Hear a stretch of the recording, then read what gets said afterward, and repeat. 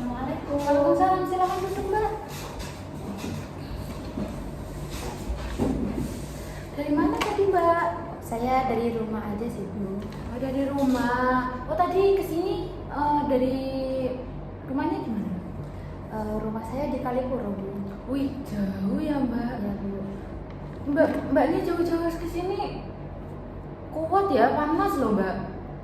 Iya. Tadi itu tak Mbak? Apa? Udah makan udah? Udah sih Bu, tadi sebelum di sini saya makan dulu. Oh, udah untung. Soalnya nanti ya ibu makan bareng gitu loh kalau sudah selesai. Kalau belum selesai gitu. Ternyata sudah. Mbaknya jauh-jauh kemarin tuh tahu dari mana Mbak? Saya tahu ibu itu info dari teman sih Bu. Oh, WA. Ya. Oh, disebarin kayak gitu. Saya bilang ke temanku kayak pengen bercerita, siapa yang bisa dengerin ceritaku seperti itu sih Bu. Terus sama temanku dikasih kontaknya ibu. Oh, kenapa? Biasanya ya Mbak, kalau ke teman-teman itu kan mau gitu. Kok Mbaknya itu kayak bersedia diri ke konselor tuh gimana Mbak? Ya karena saya ingin cerita lebih inti aja gitu sih. Oh gitu, berarti Mbaknya percaya kepada ibu Iya. ya? Oh ya ya ya. Mbaknya pernah konseling berapa kali? Belum pernah Bu. Oh, belum pernah. Tapi sebelumnya saya udah mengerti sih apa itu konseling, cuman belum nemu waktu yang tepat aja buat Oh, untung berarti tahu. Oh ya ya ya. Mbaknya berarti apa udah tahu kayak ada asasnya kayak gitu udah tahu? belum. Oh ya, ibu kasih tahu ya. Di sini tuh banyak asasnya Mbak. Di sini tuh kalau konseling itu banyak asas. Terus yang ibu kasih ke Mbaknya itu ada asas 3, asas kesukarelaan. Mbaknya kesini kan atas sukarelanya Mbaknya sendiri Iya. kan tadi. Oh ya, itu udah masuk asasnya ibu. Iya. Terus asas kerahasiaan. Kayak ceritanya Mbak Rafida itu nggak bisa disebarluaskan kepada ibu, itu nggak ibu sebarluaskan, kayak ibu keep sendiri kayak gitu buat rahasianya Mbak Rafida ke ibu. Berarti sudah pasti terjaga ya Bu ceritanya? Pasti Mbak, itu pasti terjaga ceritanya Mbak Rafida ini. Terus ada asas keterbukaan. Nanti Mbak Rafida itu terbuka kepada ibu, terbuka dengan masalah apapun itu. Kayak, Bu, ini masalah ini ya Bu, kayak gitu aja. Terbuka secara plong. Mbak Rafida mau ceritakan kayak gitu. Terus dalam sesi konseling ini ibu kasih waktu 25 menitan ya Mbak. Nanti kalau dalam proses konseling ini 20 menitan itu masih kurang, Mbak Rafida masih kayak belum selesai ceritanya Mbak Rafida, itu bisa di konseling lagi di sesi kedua ya Mbak. Kalau udah kayak Bu, itu kita akhiri kayak gitu ya Mbak. Ya, pertama-tama bisa Mbak Rafida ceritakan dulu apa keluh kesahnya Mbak Rafida tadi? Saya mulai cerita ya Bu. Iya, ya. Jadi seperti ini Bu, saya itu akhir-akhir ini, nggak akhir-akhir ini sih, emang dari pas itu saya itu sering berselisih pendapat dengan orang tua saya. Ayah saya itu lebih nggak percaya gitu loh Bu sama saya Bu. Oh iya iya iya iya iya. Itu Bu, jadi kan saya rasa kurang nyaman ya Bu kalau seperti itu terus. Setiap mau kemana nggak diizini, setiap mau kemana dikiranya bohong, setiap mau kesini, intinya ayah saya kayak susah gitu loh Bu percaya sama saya Bu. Susah percaya. Orang tuanya Mbak Rafida itu dua-duanya apa satu aja ya? Dua-duanya Bu. Dua-duanya. Kalau boleh ibu tahu ya, sebelum itu apakah pernah Mbak Rafida berbohong terus orang tuanya tahu kayak gitu? Ya pernah sih Bu, beberapa kali. Oh pernah, ya ya ya. Terus Mbak Rafida gimana waktu ketahuan pertama kali itu? Ya langsung dinasehatin sih Bu. Oh, dinasehatin. Terus Mbak Rafida habis dinasehatin itu gimana?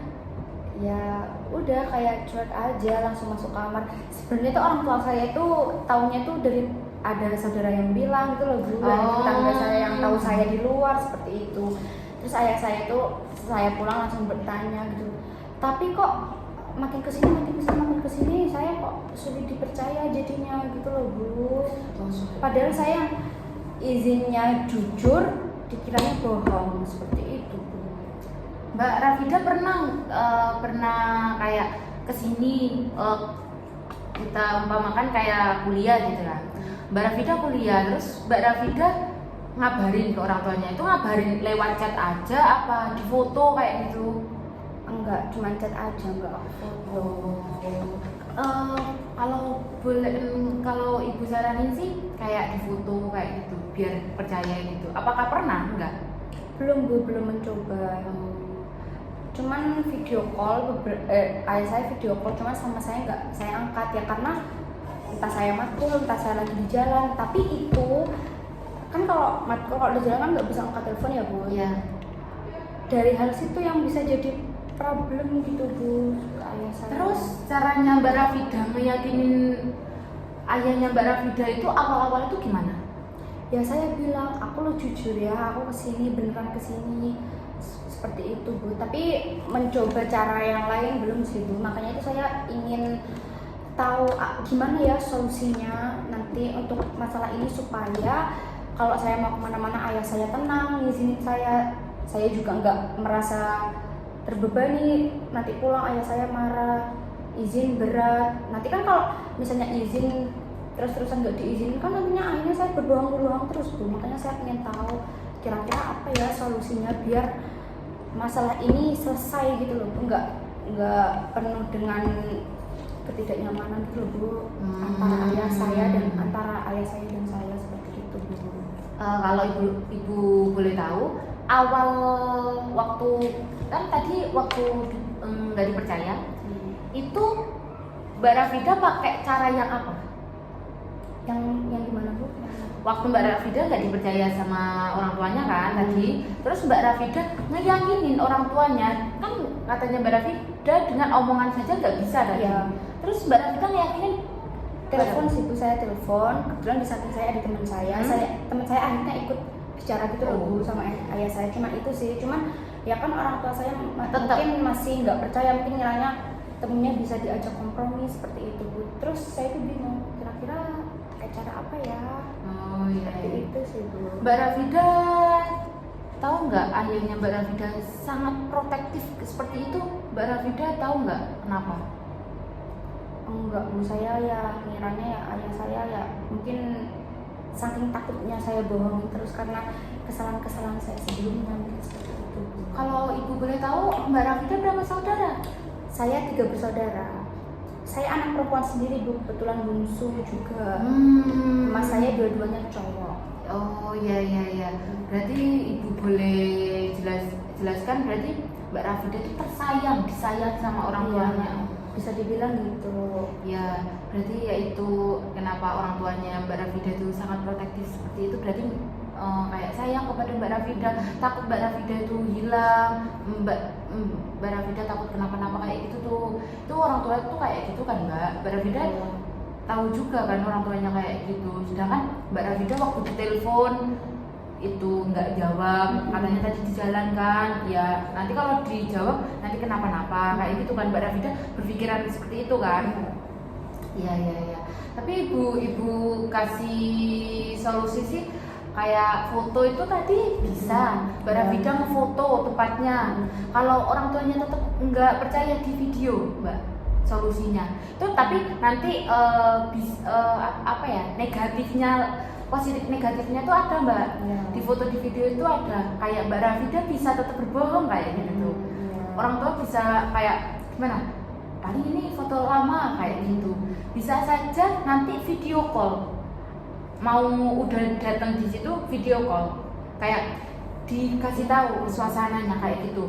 Kalau yang di foto tadi negatifnya pasti orang tuanya tetap kayak mikir paling foto yang lama. Kalau positifnya kayak ya udah dikasih tahu kan kayak di sini tempatnya kayak gitu, dan ibunya Mbak Rafida sama orang tuanya ayahnya Mbak Rafida itu pasti tahu kayak ya ini. Kalau video call itu juga kadang wifi paketan, jadi Mbak Rafida harus punya paketan terus, kalau enggak pakai wifi kampus kayak gitu. Kalau kemana-mana ya wajibnya harus. Tapi saya makin kesini udah berusaha buat jujur semuanya sih Bu, maksudnya nggak bandel kayak dulu lagi gitu loh, nggak bohong-bohong lagi. Cuman saya masih, ya itu tadi, saya kesini tuh pengen tahu kira-kira solusi yang tepat apa ya. Yang mungkin saya sudah mengerti jawaban dari ibu tadi, solusi dari ibu tadi dengan cara video call itu tadi ya Bu. Iya, kalau nggak video call ya foto. Di video aja nggak apa-apa. Tapi lebih adalah video call. Iya. Biasanya orang tua itu langsung percaya, oh ya udah.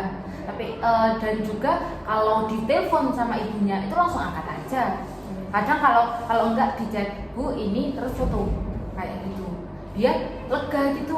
Biasanya kan orang tua kalau anaknya nggak pulang-pulang, anaknya nggak ada kabar tuh takut. Padahal saya juga sudah mengurangi yang jelek-jelek gitu loh Bu. Intinya saya pengen jujur terus, pengen izin apa adanya gitu loh Bu, kesini izinnya kesini, mau nggak nyelewang seperti dulu lagi gitu loh Bu. Ya, untung Mbak Rafida sudah berpikiran seperti itu.